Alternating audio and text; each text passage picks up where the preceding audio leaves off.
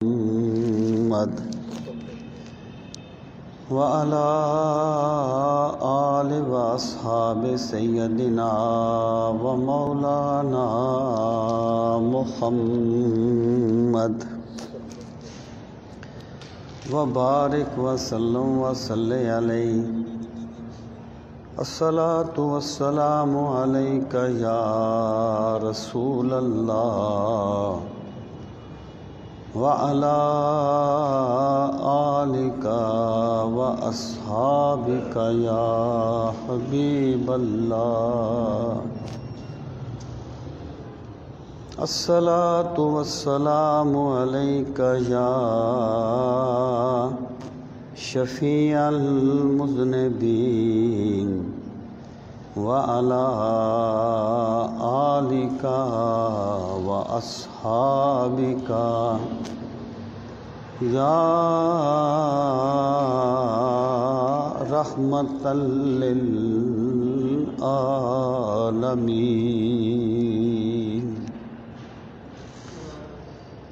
انتہائی عزت و احترام کے لائق قابل تکریم معزز و محترم سامعین کرام، پچھلے جمعۃ المبارک کے موقع پر میں آپ کی خدمت میں جو گزارشات پیش کر رہا تھا ان کا عنوان تھا دعوت و ارشاد کے اصول سیرت نبوی صلی اللہ تعالی علیہ وآلہ وسلم کی روشنی میں، یعنی رسول کریم صلی اللہ تعالی علیہ وآلہ وسلم نے اس طریقے سے لوگوں کو اللہ تعالیٰ کی طرف بلایا اور اس طرح لوگوں کو دعوت اللہ دی کہ آپ کی زندگی میں ہی لاکھوں لوگ آپ کی دعوت کے قائل ہوئے اور آپ کا دین جو ہے وہ پورے عرب میں پھیل گیا اور دیگر ملکوں میں بھی پہنچ گیا۔ تو آپ کی دعوت کن بنیادی اصولوں پر قائم تھی؟ پچھلے جمعۃ المبارک کے موقع پر میں یہ عرض کر چکا کہ دین میں دعوت کی کیا اہمیت ہے اور اسلام اپنی فطرت کے اعتبار سے کس طرح ایک دعوتی مذہب ہے اور امت مسلمہ کا جو فرض منصبی ہے وہ دعوت اللہ ہے، یعنی ختم نبوت کے بعد دعوت و ارشاد کا فریضہ سر انجام دینا اور اللہ کا دین اس بندے تک پہنچانا جس تک دین نہیں پہنچا، یہ ملت اسلامیہ کا اجتماعی فریضہ ہے۔ اگر ملت اسلامیہ اس کو ادا نہیں کرتی تو بحیثیت ملت وہ اللہ کی بارگاہ میں جواب دہ ہے۔ اس پر یہ چیزیں میں پچھلے نشست میں تفصیل سے عرض کر چکا۔ اب میں یہ عرض کرنا چاہوں گا کہ پہلی بات تو یہ کہ دعوت و ارشاد کیا یہ صرف کسی مخصوص فرد کی یا مخصوص طبقے کی ذمہ داری ہے یا اس کی وسعت اس سے کہیں زیادہ ہے؟ پہلے ہمیں یہ بات سمجھ لینی چاہیے کہ قرآن مجید میں ملت اسلامیہ کا یہ فریضہ بیان کیا گیا کہ یامرون بالمعروف وینہون عن المنکر، تامرون بالمعروف وتنہون عن المنکر، کہ ملت اسلامیہ کی خصوصیت یہ ہے کہ یہ معروف کی طرف بلاتے ہیں، معروف کا حکم دیتے ہیں اور منکر سے روکتے ہیں۔ معروف کا معنی ہم نیکی کرتے ہیں اور منکر کا معنی برائی یا نیکی کا متضاد بدی کرتے ہیں۔ سوال یہ ہے کہ نیکی کو معروف کیوں کہا گیا اور بدی کو منکر کیوں کہا گیا؟ تو اصل بات یہ ہے کہ معروف جو ہے یہ اس میں مفعول ہے، اس میں مفعول ہے معروف عرفہ سے، جس کا معنی ہے جانی پہچانی ہوئی چیز، اور منکر جو ہے یہ نکرہ سے نکلا ہے، اس کا معنی ہے اجنبی چیز۔ اللہ تعالیٰ نے نیکی کو معروف اس لیے کہا کہ اللہ تعالیٰ نے انسان کو جس فطرت سلیمہ پر پیدا فرمایا، نیکی اس کے لیے کوئی اجنبی چیز نہیں ہے، اس کے لیے جانی پہچانی چیز ہے، اور برائی اس کے لیے اجنبی چیز ہے، فطرت انسانی کے مطابق نہیں ہے، ایک اجنبی چیز ہے اور اس پر ٹھونسی جاتی ہے۔ اگر ایک انسان دیکھیں، ما من مولود الا یولد علی الفطرہ فابواہ یحودانہ او یمجسانہ او ینصرانہ کما تنتج البہیمۃ بہیمۃ الجمعاء هل تری فیہ الجزاء۔ اس کے کان لوگ کاٹتے ہیں، اس کی دم لوگ کاٹتے ہیں۔ اسی طرح بند کیتا اسی طرح ایک بچہ جب اس دنیا میں آتا ہے، اگر ماحول معاشرہ اس پہ اثر انداز نہ ہو، اس کو ایسے ماحول میں رکھا جائے جو ٹوٹلی طور پہ نیکی کا ماحول ہو، اور ماحول اور معاشرہ جس پہ اثر انداز نہ ہو، تو اس بچے کے لیے دین کا ہر حکم اتنا پرکشش ہوگا اور وہ دین کے ہر حکم کی طرف اس طرح بھاگے گا جس طرح بچہ اپنی ماں کی طرف بھاگتا ہے۔ نیکی انسان کے اندر ہے اور بدی، دیکھیں میں مثال دیتا ہوں، جس بندے نے کبھی نماز نہیں چھوڑی اس سے پوچھو نماز چھوڑنا کتنا مشکل کام ہے۔ اگر کبھی اس کو نماز چھوڑنی پڑ جائے، سفر میں ہے، بس چل رہی ہے، جہاز اڑ رہا ہے، کبھی جھوٹ نہیں بول رہا، اس سے پوچھو جھوٹ بولنا کتنا مشکل ہے۔ برائی جو ہے بندہ اپنے آپ کو اپنے اوپر جبر کر کے بڑی مشکل سے اس کا عادی بناتا ہے، جبکہ نیکی بندے کی فطرت کی آواز ہے، بندے کے اندر سے آتی ہے۔ اس لیے اللہ تعالیٰ نے نیکی کو معروف کہا ہے اور بدی کو منکر کہا ہے۔ اب سامعین محترم، معروف کے بھی دائرے ہیں اور منکر کے بھی دائرے ہیں۔ آپ نے ایک جھوٹے کو کہہ دیا سچ بولا کر، یہ بھی آپ نے اس کو معروف کا حکم دیا ہے۔ ایک ملحد کو اسلام کی دعوت پیش کی، یہ بھی آپ نے اس کو معروف کا حکم دیا ہے۔ تو دعوت اللہ، جیسا کہ میں نے پچھلے جمعے پر تفصیل سے اس کو عرض کیا تھا، دعوت اللہ اپنے فن کے اعتبار سے، اپنی اصطلاح کے اعتبار سے، دعوت اللہ اصلاح نہیں ہے، اصلاح تک محدود نہیں ہے۔ دعوت اللہ کا مطلب یہ ہے جو بندہ اللہ کو نہیں مانتا اسے اللہ کی طرف بلانا، جس بندے تک دین نہیں پہنچا اس بندے تک دین پہنچانا۔ یہ دعوت اللہ ہے، لیکن معروف کے دائرے میں اصلاح بھی آ جاتی ہے۔ اور پھر ویسے بھی some thing is better than nothing. اگر ایک بندہ ایک اعلیٰ کام نہیں کر سکتا تو اس جس حد تک کر سکتا ہے اس کو وہ تو کرنا چاہیے۔ رسول کریم صلی اللہ تعالیٰ علیہ وآلہ وسلم نے معروف کا حکم دینا اور منکر سے روکنا، اسے کسی ایک گروہ کی ذمہ داری قرار نہیں دیا کہ یہ کسی مخصوص گروہ کی ذمہ داری ہے۔ رسول کریم صلی اللہ تعالیٰ علیہ وآلہ وسلم نے فرمایا کلکم راء وکلکم مسئول عن رعیتہ۔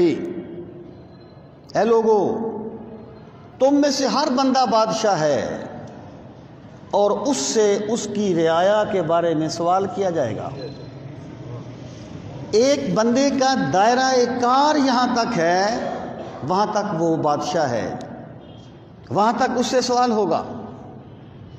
ایک بندہ اپنے بچوں تک اپنی بات منا سکتا ہے، اپنے دوستوں تک منا سکتا ہے، اپنے احباب تک منا سکتا ہے۔ اگر اس نے اپنے بچوں کو، اپنے دوست احباب کو یہاں تک اس کا دائرہ کار ہے،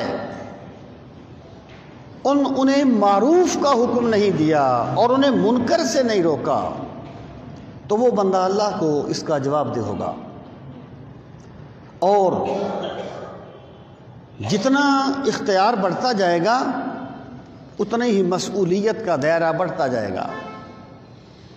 اللہ تعالیٰ مجھ جیسے بندے سے یہ نہیں پوچھے گا کہ فلاں حاکم کیوں بن گیا تھا فلاں ملک کا، وہ میرے اختیار میں نہیں ہے، لیکن یہاں تک میرا دائرہ ہے، وہاں تک میں اس کا جواب دہ ہوں۔ اور سامعین محترم، رسول کریم صلی اللہ تعالیٰ علیہ وآلہ وسلم نے ارشاد فرمایا تھا خطبہ حجۃ الوداع میں، بلغوا انی ولو آیہ، جس کے پاس ایک آیت کا علم ہے وہ اس تک پہنچائے جس کے پاس اس آیت کا علم نہیں ہے۔ یعنی ملت اسلامیہ معروف کا حکم دینے میں اور دعوت اللہ میں یہ کسی مخصوص گروہ کی ذمہ داری نہیں ہے، یہ پوری امت ہی خیر کی دائی بنائی گئی ہے اور معروف کا حکم دینے والی بنائی گئی ہے اور منکر سے روکنے والی بنائی گئی ہے۔ سامعین محترم، ٹریجڈی کیا ہوئی کہ امر بالمعروف و نہی عن المنکر کا بہت کم دخل رہ گیا ہماری زندگیوں میں، یہاں تک کہ آپ ایک پورا جلسہ سنیں، وہاں بھی آپ کو ایسی چیزیں زیادہ ملیں گی جو آپ کو خوش فہمیوں میں ڈال دیں، جو آپ کے احساس تفاخر کو ہوا دے دیں۔ کوئی ذمہ داری کا احساس آپ کو نہیں ہونے دیا جائے گا، کیونکہ ذمہ داری کا احساس سن کے لوگ خوش نہیں ہوتے۔ اور ٹریجڈی یہ بن گئی ہے کہ ہمارا مقصود لوگوں کو خوش کرنا بن گیا ہے، اللہ اور اللہ کے رسول کا دین پہنچانا نہیں رہا۔ اس کا بہت نقصان ہوا۔ اس کا نقصان یہ ہوا کہ لوگوں نے اسی ڈگر کو اختیار کر لیا جس میں وہ ایک مستحب چیز پر تو سب کچھ لوٹا دیتے ہیں لیکن فرض کا اعتبار نہیں کرتے، فرض کا خیال نہیں کرتے۔ سامعین محترم، میں اپنے موضوع پہ آنا چاہتا ہوں۔ رسول کریم صلی اللہ تعالیٰ علیہ وسلم نے دعوت کے دائرہ کو ہر بندے تک پھیلا دیا، ہر بندے تک، کہ دیکھیں بڑی سمپل سی بات ہے،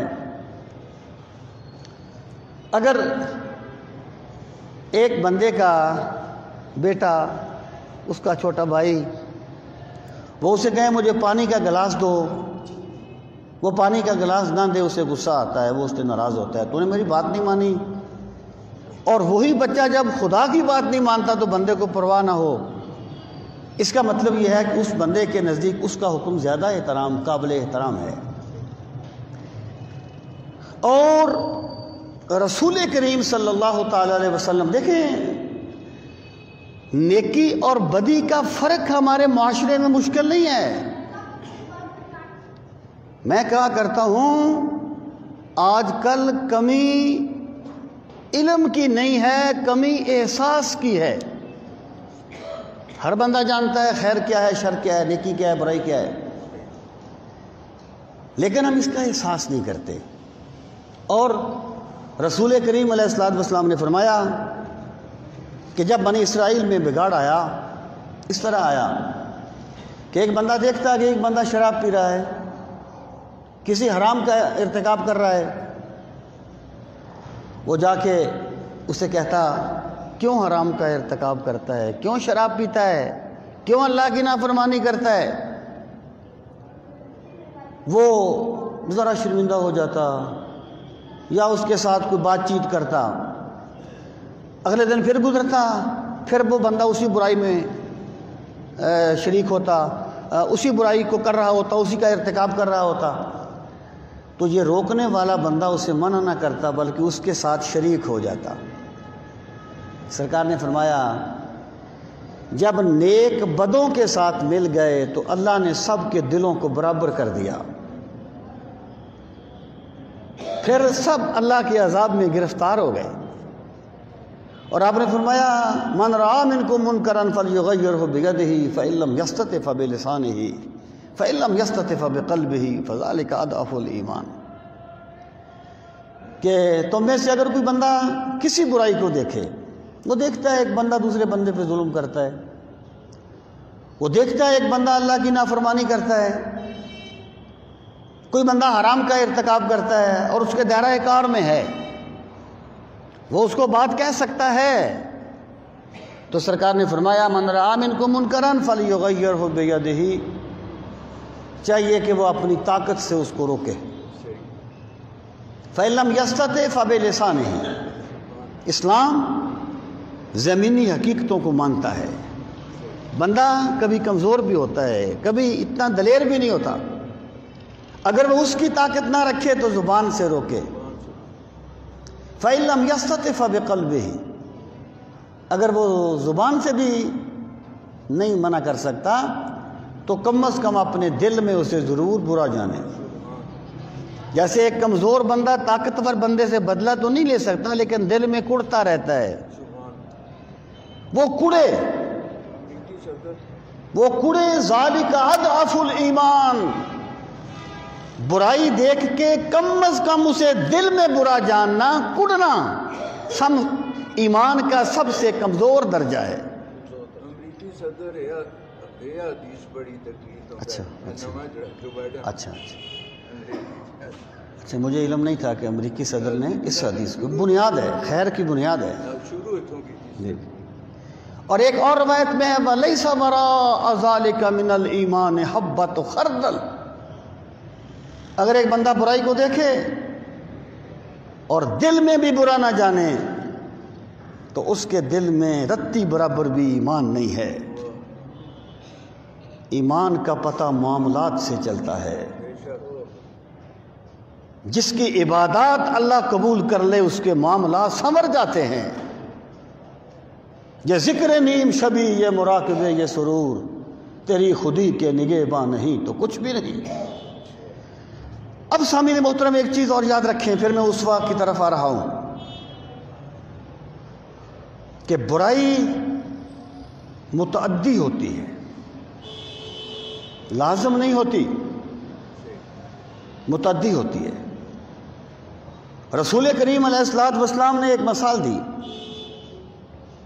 آپ نے فرمایا کچھ لوگ کشتی میں سفر کر رہے ہیں، دو منزلیں ہیں کشتی کی، نیچے والوں کو پانی لینے کے لیے اوپر جانا پڑتا ہے، اوپر والی منزل میں، وہاں پانی لینے کا کوئی بندوبست ہے، نیچے نہیں ہے، تو انہوں نے سوچا کہ ہم جو بار بار اوپر جاتے ہیں تو ہم نیچے سوراخ ہی کیوں نہ کر لیں تاکہ پانی ادھر آ جائے۔ اب انہوں نے کوئی چیز لے کے کشتی کو توڑنا شروع کر دیا۔ اوپر والوں نے کہا کیوں توڑتے ہو؟ کہنے لگے ہمیں پانی چاہیے۔ اب اگر وہ انہیں نہ روکے، اگر انہیں منع نہ کریں تو پانی کشتی میں آئے گا، کشتی ڈوب جائے گی، نہ نیچے والے بچیں گے نہ اوپر والے بچیں گے، اور اگر وہ روکیں گے نیچے والے بھی بچ جائیں گے، اوپر والے بھی بچ جائیں گے۔ برائی متعدی ہوتی ہے، جب معاشرے میں برائی پھیل جاتی ہے تو پھر کوئی نہیں بچتا، برائی کے اثرات اس تک ضرور پہنچ جاتے ہیں۔ یہ جو ہماری سوچ ہے نا کہ ہوا ہی ایسی چلی ہے کہ ہر شخص سوچتا ہے تمام شہر جلے اور میرا گھر نہ جلے۔ تیرا گھر کوئی لوہے کا بنا ہوا نہیں ہے جو جلے گا نہیں، جب جلیں گے تو یہ بھی جل جائے گا۔ سامعین محترم، یہ ہے وہ کنسپٹ جو نیکی اور بدی کا کنسپٹ ہے۔ اور اگر ایک بندہ اپنی ذات میں تو خیر ہے لیکن وہ شر سے روکتا نہیں ہے حسب استطاعت، یاد رکھنا میری بات کو، ہماری بہت سی پریشانیاں اس لیے آتی ہیں کہ ہم اپنے دائرہ کار سے نکلنا چاہتے ہیں۔ بندے کا کام مثبت نتائج دکھانا نہیں ہے، بندے کا کام کوشش کرنا ہے۔ مثبت نتیجہ اس سے اللہ نے نہیں مانگا، وہ اللہ نے پیغمبروں سے بھی نہیں مانا۔ میں اور آپ کیا چیز ہیں؟ وما علینا الا البلاغ، انبیاء کا کام بھی پیغام پہنچانا ہے، بندے کا کام ہے کوشش کرنا جو جس حد تک وہ کر سکے۔ اور اسلام کا مزاج کیا ہے؟ اسلام نے کہا والعصر ان الانسان لفی خسر الا الذین آمنوا وعملوا الصالحات وتواصوا بالحق وتواصوا بالصبر۔ سب لوگ مارے گئے مگر وہ لوگ بچے جو ایمان لائے، اعمال صالحہ کیے۔ یہ ذات ہے، اپنی ذات تک ہے، یہاں تک ایمان مکمل نہیں ہوتا۔ وتواصوا بالحق وتواصوا بالصبر، پھر وہ ایک دوسرے کو حق کی تلقین کرتے ہیں اور صبر کی تلقین کرتے ہیں، یعنی جو حق ان کے پاس ہے وہ دوسروں تک پہنچاتے ہیں۔ امام شافعی نے فرمایا تھا کہ اگر اصلاح کے لیے اللہ تعالیٰ کوئی بھی اور حکم نازل نہ کرتا تو سورہ عصر کافی تھی۔ اور صحابہ کرام جب ایک دوسرے سے ملاقات کرتے تو جب تک یہ سورت ایک دوسرے کو سنا نہ لیتے وہ جدا نہیں ہوا کرتے تھے، کیونکہ انہیں احساس تھا اپنی ذمہ داری کا، ہمیں اللہ نے کس مقام شہادت پہ کھڑا کیا ہے۔ اور ایک روایت میں آتا ہے اللہ رب العزت نے امام غزالی نے یہ روایت لکھی ہے احیاء میں کیمیہ سعادت میں، اللہ تعالیٰ نے حکم دیا کہ ایک بستی کو تباہ کر دیا جائے، وہ نافرمان ہے، بغاوت کرتے ہیں، سرکشی کرتے ہیں، تباہ کر دیا جائے۔ فرشتوں نے کہا مالک اس بستی میں تو بڑا نیک بندہ ہے جو تیری بندگی کرتا ہے، ہم اس پوری بستی کو کیسے تباہ کر دیں؟ اللہ پاک نے فرمایا تباہی کی ابتدا اسی کے گھر سے کرو۔ وہ لوگوں کو برے کام کرتے ہوئے دیکھتا تھا لیکن منع نہیں کرتا تھا، انہیں روکتا نہیں تھا۔ یہ کام کوئی آپشنل نہیں ہے، اختیاری نہیں ہے۔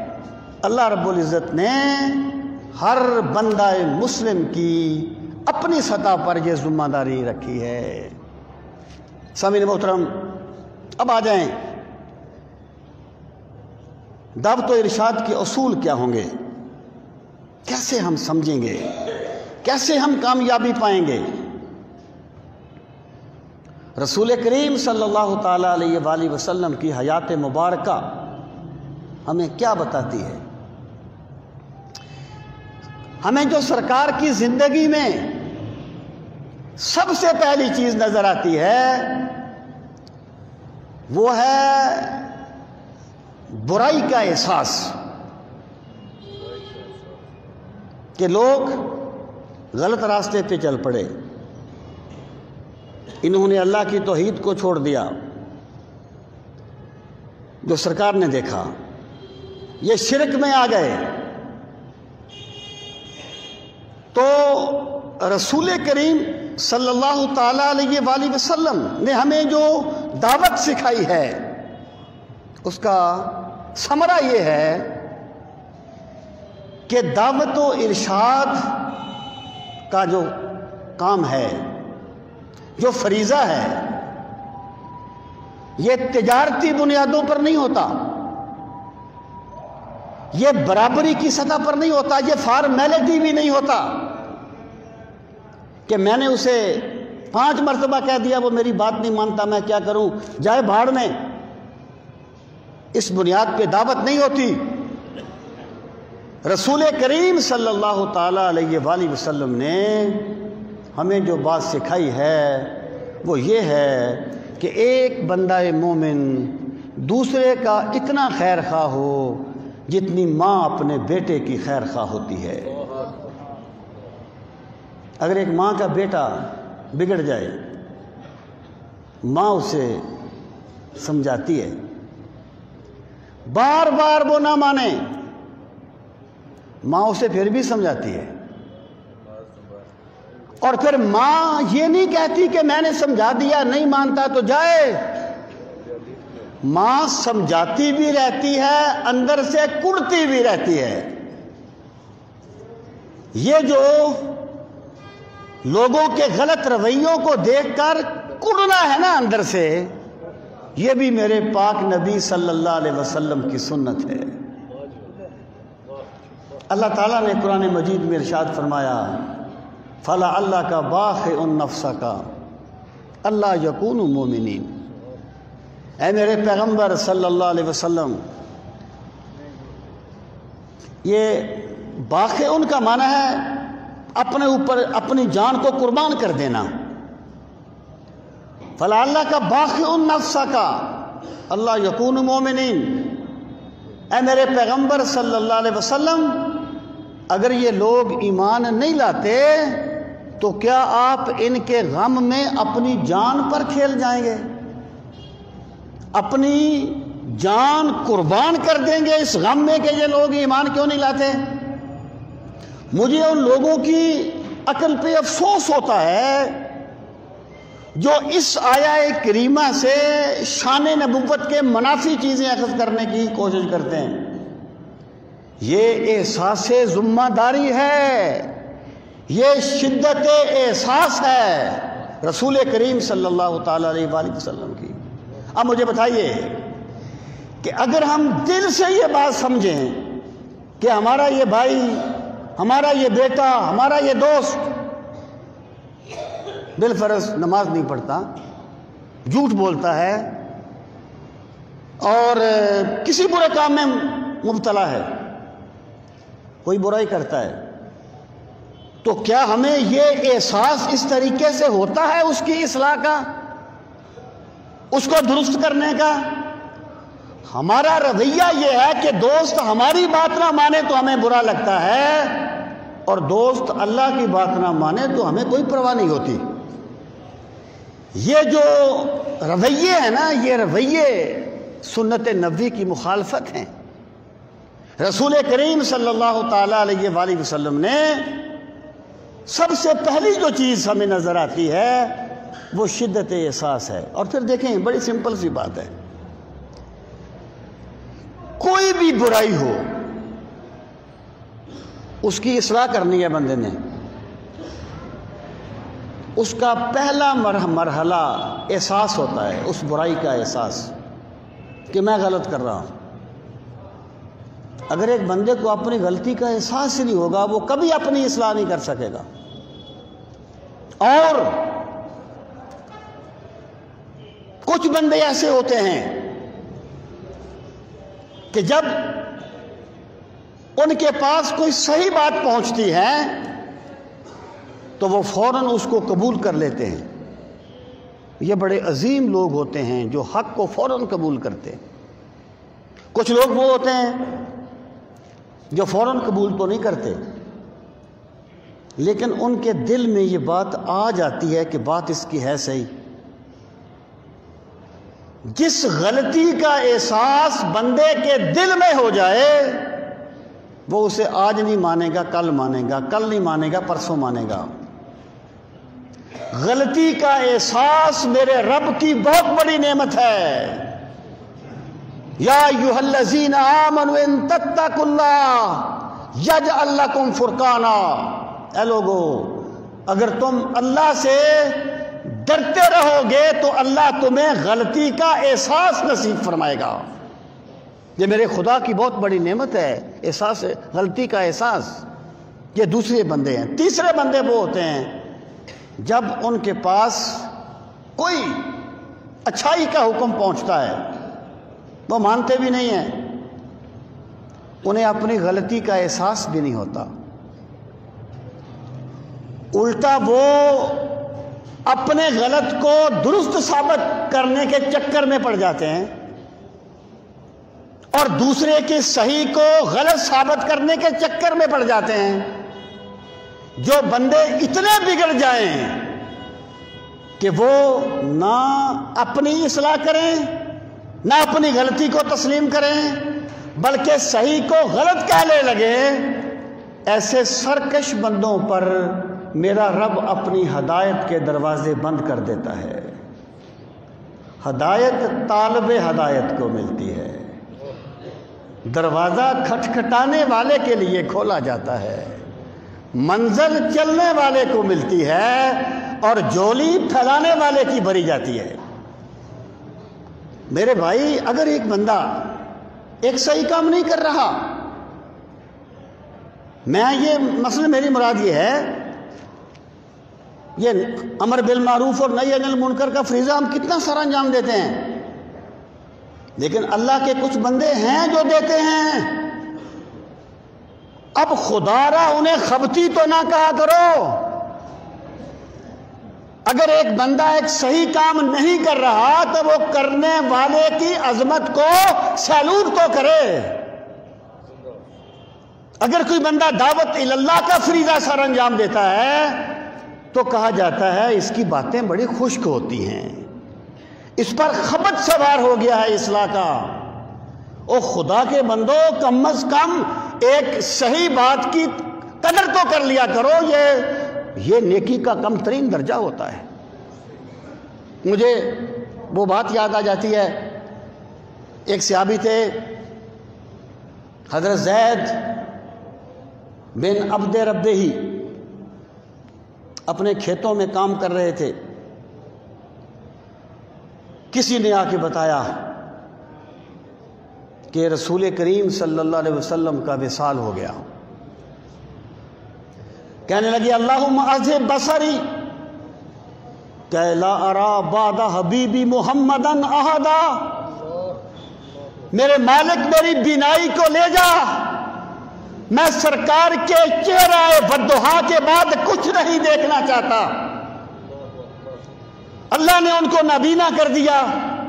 ایک محدث بر صغیر کے کہتے ہیں اگر کوئی بندہ یہ کہے حضرت زید نے یہ دعا کیوں مانگی، اور بھی تو بہت کچھ دیکھنے کے لیے تھا، بڑے بڑے جلیل القدر لوگ تھے، تو وہ محدث کہتے ہیں کہ اگر کسی کو حضرت زید جیسا عشق رسول نصیب نہیں ہے تو وہ ان کے جذبوں کو سیلوٹ ضرور کرے، ان کے جذبوں کو سلام ضرور کرے۔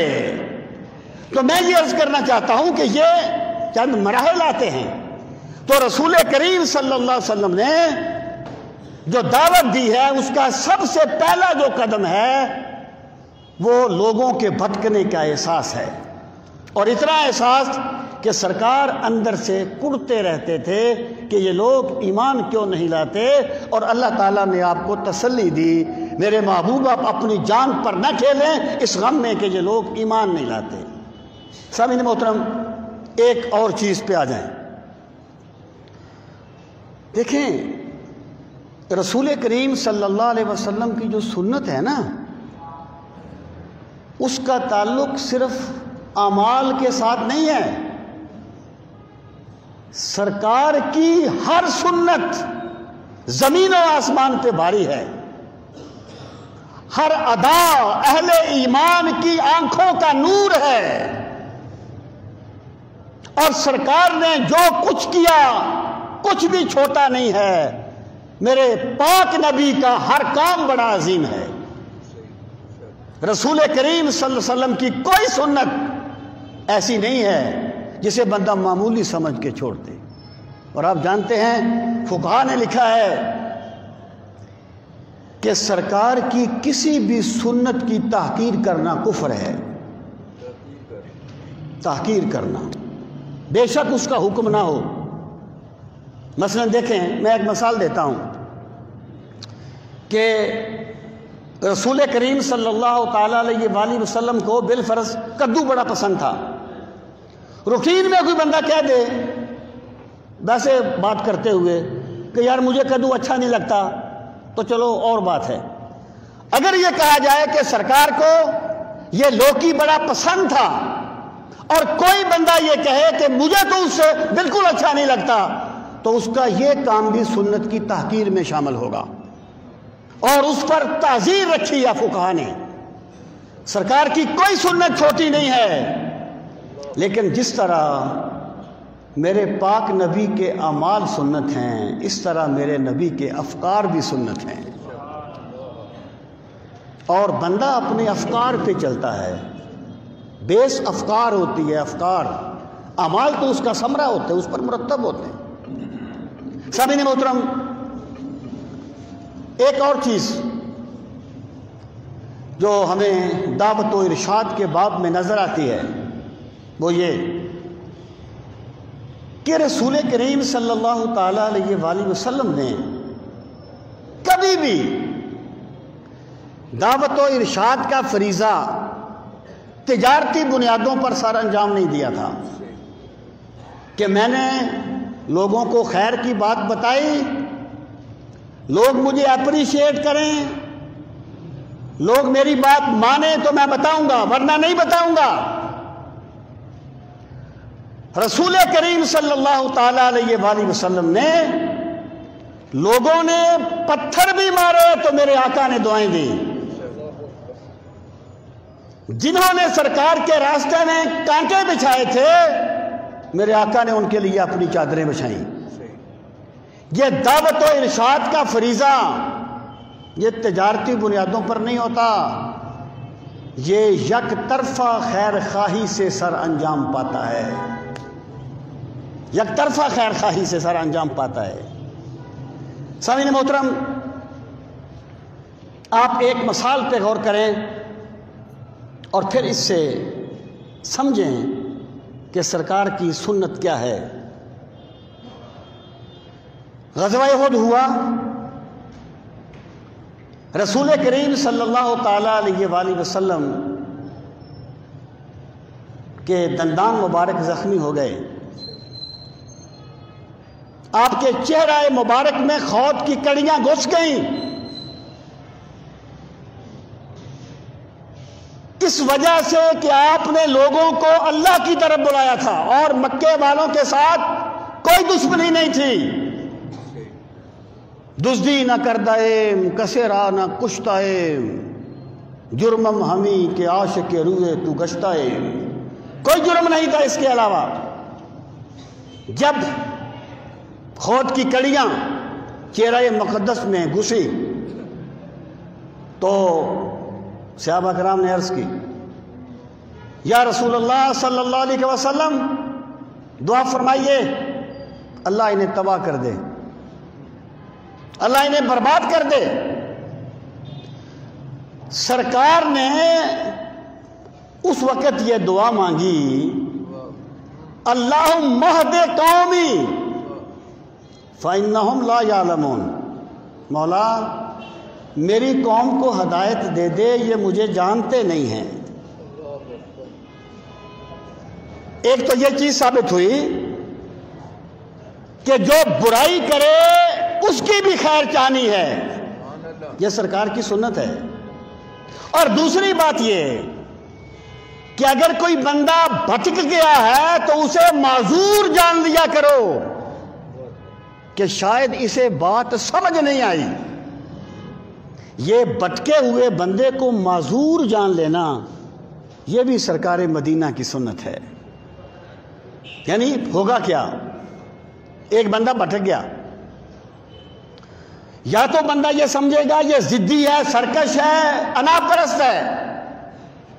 نتیجہ کیا ہوگا؟ اس کے دل میں نفرت آئے گی اور نوبت جنگ تک پہنچ سکتی ہے. اور اگر وہ یہ سمجھ لے کہ یہ بات کو سمجھ نہیں سکا تو پھر اس سے اختلاف تو رہے گا لیکن وہ اس کی خیر ضرور چاہے گا. سامعین محترم، جب تک دعوت کا فریضہ یک طرفہ خیر خواہی کی بنیاد پر نہ کیا جائے کہ بندہ نہ مانے، بندے جو بھی کہیں، بندہ جس کو خیر سمجھتا ہے وہ آگے پہنچاتا رہے، جب تک یہ فریضہ یک طرفہ خیر خواہی کی بنیاد پر اور لوگوں کو معذور سمجھتے ہوئے کہ یہ بات کو سمجھ نہیں سکے، اگر یہ نماز کا تارک ہے اس لیے کہ نماز کی اہمیت کو سمجھ نہیں سکا، اگر میں اسے بتا سکتا، اس کے دل میں یہ بات اتار دیتا کہ نماز کتنی عظیم چیز ہے تو شاید یہ نماز پڑھنا شروع کر دیتا. یہ بھی رسول کریم علیہ الصلوۃ والسلام کی دعوت و ارشاد کے پوائنٹ ہیں. اور پھر ایک چیز اور، رسول کریم صلی اللہ تعالیٰ علیہ وآلہ وسلم نے جو کچھ بھی خیر کا کام کیا اپنی فطرت سلیمہ کے تحت کیا. اور دیکھیں، اگر ایک بندہ بہت اچھی باتیں کرے، بڑے اچھے دلائل دے، لیکن اس کا کردار ٹھیک نہ ہو تو بندے اس کی بات نہیں مانتے. کسی کو لاجواب کرنا اور چیز ہے، قائل کرنا اور چیز ہے. لاجواب کرنا مشکل نہیں ہوتا، قائل کرنا مشکل ہوتا ہے.